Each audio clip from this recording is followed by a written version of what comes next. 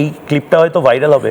মমতা বন্দ্যোপাধ্যায় তাকে যে যে তকমা দেওয়া হয়েছে, তিনি আদিবাসী বিরোধী, তিনি চিকিৎসক বিরোধী, তিনি চাকুরিজীবী বিরোধী, আজকে মমতা বন্দ্যোপাধ্যায় নরেন্দ্র মোদীকে সেই সমস্তভাবে আক্রমণ করলেন। মমতা বন্দ্যোপাধ্যায় নরেন্দ্র মোদীকে কি বললেন একবার শোনাবো, এবং বাংলার মানুষ কি বলছে মমতা বন্দ্যোপাধ্যায় আসলে কাদের কাদের বিরোধী সেটাও দেখাবো, একবার শুনি।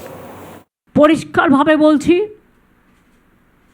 এই অত্যাচারী মোদীর সরকার, দুরাচারী মোদীর সরকার, স্বৈরাচারী মোদীর সরকার, সংবিধান হত্যাকারী মোদীর সরকার, এজেন্সি দিয়ে মানুষকে লুট করার মোদী সরকার, মহিলা বিরোধী সরকার, কৃষক বিরোধী সরকার, শ্রমিক বিরোধী সরকার, ছাত্র যুব বিরোধী সরকার, ভাষা বিরোধী সরকার, দাঙ্গার সরকার, এই সরকার খুব শিগগিরই চলে যাবে।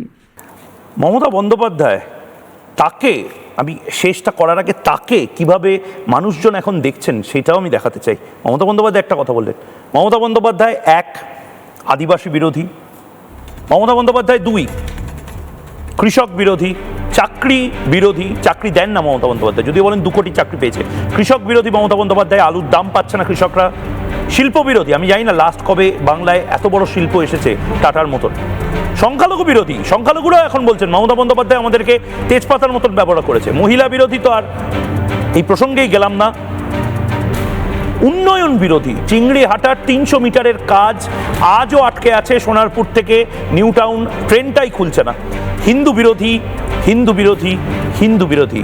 মমতা বন্দ্যোপাধ্যায় তিনি নিজে বুঝতে পারছেন তার তৃণমূলের টাইম ওভার।